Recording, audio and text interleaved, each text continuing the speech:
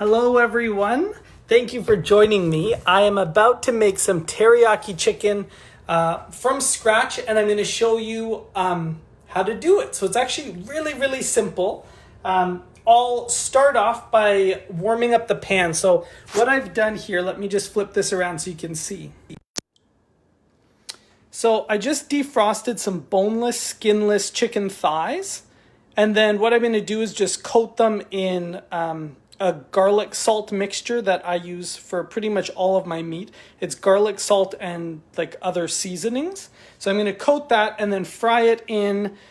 This is the new Pampered Chef cast iron skillet, and it's actually the first time that I will be using it. So I'm really excited about this guy because I've wanted a cast iron skillet for a long time, and now I have one. So I'm going to fry up the chicken in this, and while that's cooking, I'm going to make the teriyaki sauce. So it's actually so simple. And once you see me do it, I hope you try it at home because it's really easy. These are all the ingredients that go in it. So you need a quarter cup of, I use Kikkoman soy sauce or tamari. We have a lot of gluten-free friends that come over for dinner, so we use tamari a lot. So a quarter cup of tamari or a Japanese soy sauce. It's really important that you use a good Japanese soy sauce because that's what gives it its delicious flavor. You take a cup of water. So I'm going to put all of this in the pan, boil it up.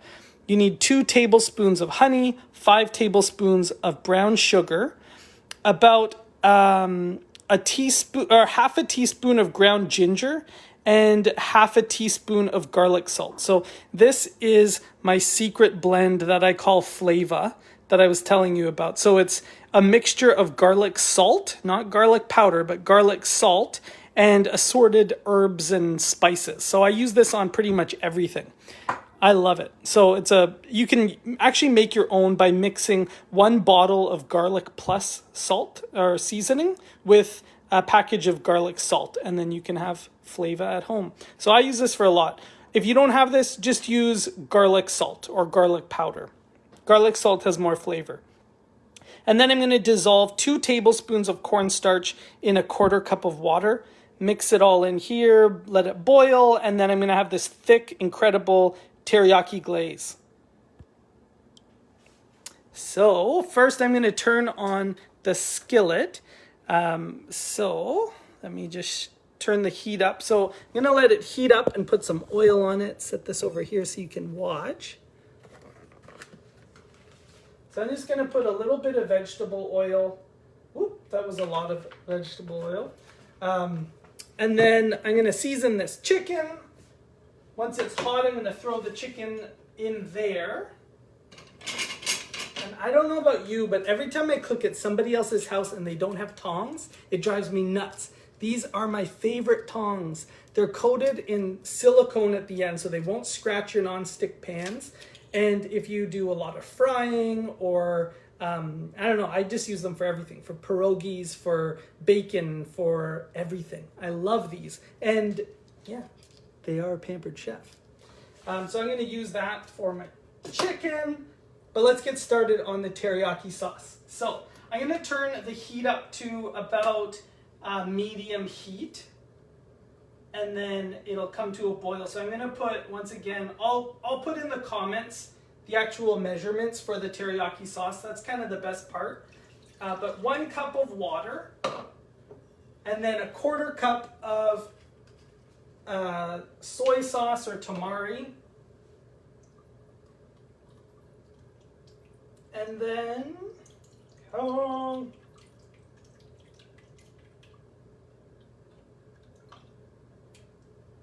let that boil up in there.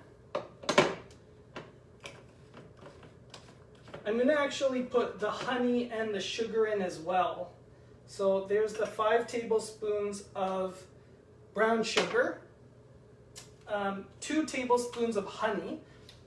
If you haven't seen this before, this is it's the mini measure-all or petite measure-all. I don't know. It's called the measure-all measuring cup, and it's got this plunger thing. So this is amazing for things of a high viscosity, like molasses, peanut butter, just great for baking. So what you do is I'm going to pour the honey in there, and then you just go like that, and it comes out nice and clean. It's great for baking. So this side is for like solids, and then it also, you can flip it around and there's a spout, and then you can do liquid measurements. Cool. So I'm going to set this to 2 tablespoons, put my honey in there.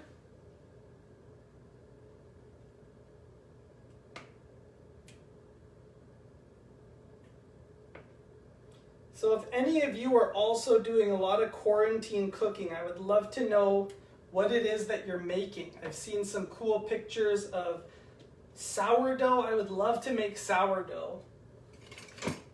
I'm going to try making bread this week, I think.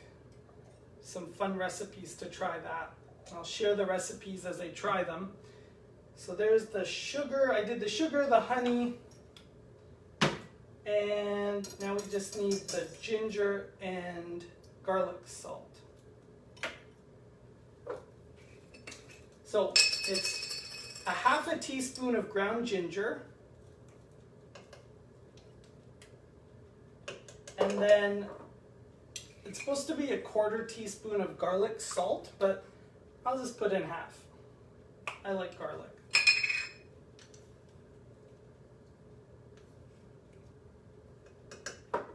And then I'm just going to stir it up and let it come to a boil. And once it's boiling, then I'm going to add my mixture of cornstarch and water.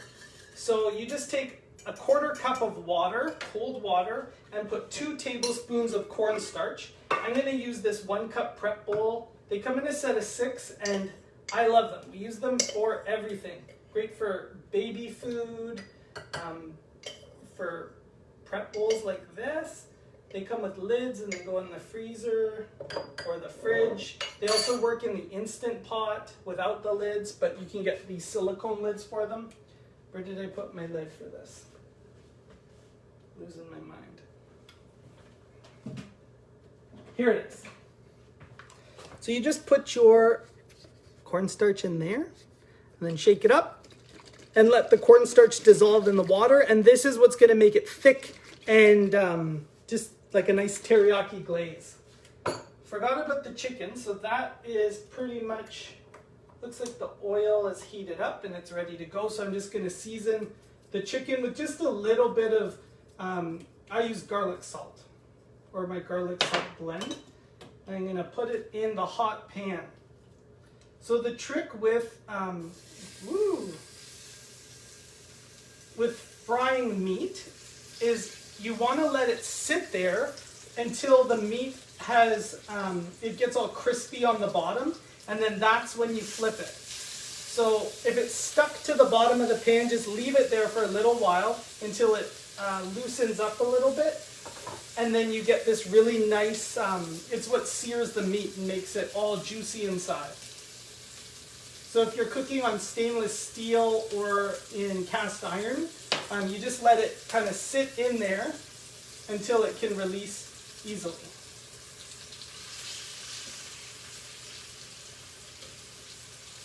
You said I've got too much chicken to fit in the pan right now.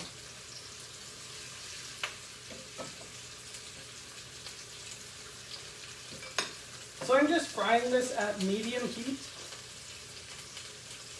And then what I like to do is once the chicken's cooked, I take it off, put it on a cutting board, and then I slice it up, and then I refry it again so that it gets all crispy and delicious.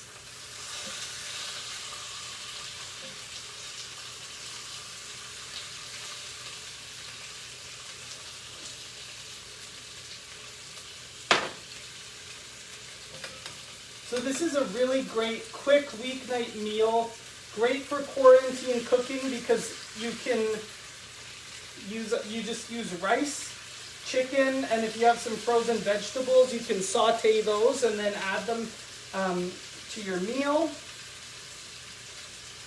I also have to make rice, so I'll teach you a few tricks about rice. So as this cooks, I'll show you, I use a rice cooker because my mom's Filipino. I grew up eating rice every day. So we use Calrose rice. It's a short grain rice, and when you cook it, it's sticky and tasty. So the trick with rice is you want to rinse it before you cook it, because then it won't get starchy. So I typically rinse my rice about 3 to 4 times under the water. So rinse it, drain it, rinse it, drain it. And then if you're using a rice cooker, then there's a few tricks that I use. So I'll measure out, when you have a rice cooker, there's a little container and you can use that to measure. I do about 3 cups for my family. And then you put your finger in the bottom. Here, let me show you. So if you have a rice cooker at home, then you put your finger in the bottom. And then when I put water in it, I fill it up to that mark on my finger. And then that's how you know that you've got the right water rice ratio. So I'm going to rinse that and then turn the rice on, see how our teriyaki sauce is doing. So I'll, yep, it's cooking, smelling delicious. So super simple recipe, but it tastes so good, and it's like eating at a restaurant, but you don't have to pay so much for it. Yeah, so I'll put the recipe below, and if you have some ideas of fun things that you're making while kind of coping with this wild coronavirus, I would love to know what you're cooking. So please comment below and let me know what you're making, and I'll show you at the end of this what the food looks like. Okay, thanks for tuning in.